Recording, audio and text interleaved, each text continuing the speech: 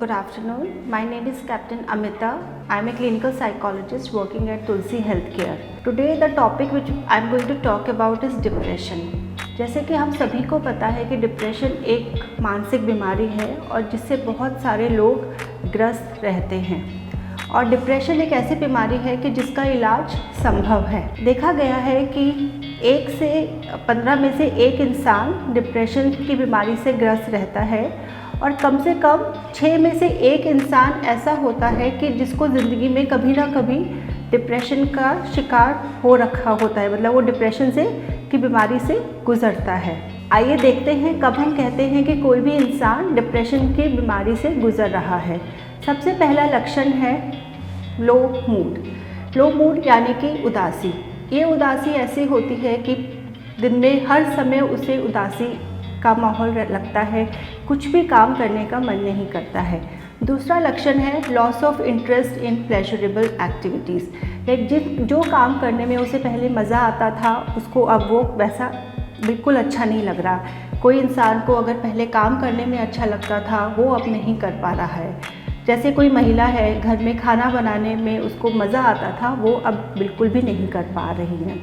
तीसरा लक्षण है कि decreased energy leading to increased fatigability, मतलब कि शरीर हमेशा थका थका सा महसूस होता है और हमेशा ही थकावट बनी रहती है। ये जो 3 सिम्टम्स है ये कार्डिनल सिम्टम्स है ICD-10 के क्राइटेरिया के अनुसार। उसके अलावा और भी सिम्टम्स हैं जैसे कि bleak and pessimistic views about the future, कि अब मेरे फ्यूचर का कुछ भी नहीं हो सकता, अब सब कुछ ही वो हर चीज़ नकारात्मक तरीके से देखने लग जाता है। उसके अलावा है low self esteem and low confidence, loss of attention and concentration, कोई भी काम में ध्यान ही नहीं लग पा रहा है। कि अगर कोई महिला घर में खाना बनाती है तो वो कभी नमक ज़्यादा हो रहा है, कभी ये गड़बड़ हो रहा है या कुछ मसाले डाले हैं या नहीं डाले हैं, इस तरह से चीज़ें ज़्यादातर हो जाती हैं। साथ साथ उनकी जो नींद है वो भी बहुत डिस्टर्ब रहती है और डिप्रेशन में ऐसा देखा गया है कि जो सुबह की नींद होती है कि जब वो उसका उठने का समय अगर 7 बजे का है तो आमतौर पर डिप्रेशन के मरीज़ 2 घंटा पहले उनकी आँख खुल जाती है। कि जैसे कि 7 बजे उठना था तो वो अब 5 बजे उठ रहे हैं, या अगर कोई 5 बजे उठता था तो वो अब 3 बजे उठने लग गया है। और जो नींद है वो या तो सोने में दिक्कत हो सकती है या बीच में आँख खुलती है या फिर सुबह के टाइम उठना जल्दी हो जाता है। उसके अलावा जो उनका एपेटाइट है, मतलब जो वो खान पान है वो भी बहुत डिस्टर्ब हो जाता है, जिसकी वजह से उनका जो वेट है वो भी कम हो जाता है। उसके अलावा उनको सेल्फ हार्म या सुसाइडल थॉट्स के भी विचार आ सकते हैं। ये जो सिम्टम्स है कम से कम ये 2 हफ्ते तक बने रहने चाहिए, तभी हम जाके कह सकते हैं कि कोई भी इंसान डिप्रेशन की बीमारी से गुजर रहा है। अब देखते हैं कि इसके कारण क्या है, क्या कारणों की वजह से डिप्रेशन होता है। सबसे पहला जो कारण है वो बायोलॉजिकल कारण है कि जो हमारा ब्रेन है उसमें बहुत सारे न्यूरोकेमिकल्स होते हैं और उनकी जो मात्रा है नीचे हो गई है। जैसे कि जो मेन न्यूरोट्रांसमीटर्स हैं डिप्रेशन में देखे गए हैं वो हैं सीरोटोनिन, नॉरएपिनेफ्रिन एंड डोपामिन। उनकी जो मात्रा है में बहुत कमी आ गई है जिसकी वजह से इंसान डिप्रेशन से गुजर रहा है। दूसरे कारण है जेनेटिक कारणों की वजह से भी होता है कि अगर फैमिली में किसी को है डिप्रेशन तो चांसेस बढ़ जाते हैं कि उनकी फैमिली जो ब्लड रिलेटिव्स है उनमें डिप्रेशन हो सकता है।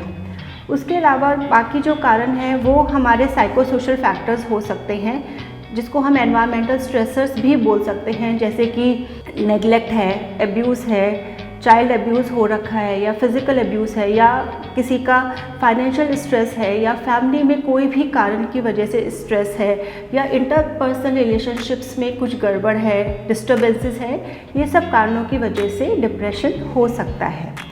अब समझते हैं कि इसका इलाज क्या है। पहला जो इसका इलाज है वो है मेडिकेशंस। जो मेडिकेशंस हैं वो एंटी डिप्रेसेंट्स होती हैं और वो कई प्रकार की होती हैं। जो साइकेट्रिस्ट होते हैं वो एंटी डिप्रेसेंट प्रिस्क्राइब करते हैं जिससे कि जो वो कमी न्यूरोट्रांसमीटर्स में आ गई है वो कमी को पूरा करते हैं और उनका जो लेवल है सीरोटोनिन, नॉरएपिनेफ्रिन और डोपामिन का लेवल बराबर होता है, नॉर्मल मात्रा में हो जाता है कुछ समय के बाद। दूसरा जो उसका बहुत माना हुआ इलाज है वो है साइकोथेरेपी। साइकोथेरेपी में पहला होता है कॉग्निटिव बिहेवियर थेरेपी। कॉग्निटिव मतलब कि जो हमारी सोच, और बिहेवियर मतलब जो हमारे एक्शंस होते हैं, उसको टारगेट में रख के ये थेरेपी की जाती है। डिप्रेशन में ऐसा माना गया है कि जो एक कॉग्निटिव ट्रायड बन जाता है, जो वो कॉग्निटिव ट्रायड है उसमें इंसान को नेगेटिव व्यूज़ अबाउट सेल्फ होते हैं, नेगेटिव व्यूज़ अबाउट अदर्स होते हैं and negative views about future होते हैं, और इसी के वजह से उसको ये जो उदासी है वो छाई रहती है। इन CBT जो एम होता है, ये जो नेगेटिव ऑटोमेटिक थॉट्स इंसान को परेशान कर रहे हैं, उसको हम जो बार बार उसको आ रहे हैं उसको टारगेट करते हैं कि वो जो नेगेटिव थॉट्स हैं वो किसी तरह हम ऑल्टरनेटिव थॉट में तब्दील कर पाएँ कोशिश करके, और साथ में कुछ बिहेवियरल चेंजेस भी अपनाए जाते हैं। CBT के द्वारा जो हमारा सोचने का तरीका और हमारा उसकी वजह से जो हमारे इमोशंस होते हैं और जो बिहेवियर्स होते हैं वो तीनों इंटरकनेक्टेड होते हैं। तो CBT के द्वारा वो तीनों चीज़ों की कोशिश की जाती है कि तीनों चीज़ों में ही तब्दीली लाई जाए। और ये जो चक्र है नेगेटिव विचारों का, ये बहुत बड़ा चक्र होता है और ये ही चक्र को हमें रोकना है थ्रू CBT। एक और दूसरी तरह की थेरेपी है जिसको हम इंटरपर्सनल थेरेपी बोलते हैं। जो इंटरपर्सनल थेरेपी है उसमें मेनली जो इंटरपर्सनल इश्यूज़ हैं उनको टारगेट करते हैं, उनको रेक्टिफाई करते हैं to deal with the issues, so that the person is able to think in a positive manner and tries to change his thought patterns. That is what we aim through psychotherapy. According to research, जो माना हुआ इलाज है वो medications plus psychotherapy बहुत effective है, और depression एक ऐसी बीमारी है जिसका इलाज मुमकिन है और ज़रूरी नहीं है कि उसको लाइफ लॉन्ग ही मेडिकेशन खाने की ज़रूरत होती है। 1 साल 2 साल जितना समय आपके साइकियाट्रिस्ट आपको बताए उतना समय आप दवाई खाइए और आप थेरेपी लीजिए तो इलाज संभव है। तुलसी हेल्थ केयर में डिप्रेशन का इलाज संभव है। आप हमारी टीम को संपर्क कर सकते हैं डिप्रेशन के इलाज के लिए, और इस वीडियो के द्वारा ज़्यादा से ज़्यादा लोगों को जानकारी दे के इसके बारे में इंफॉर्मेशन प्रदान कीजिए। Thank you.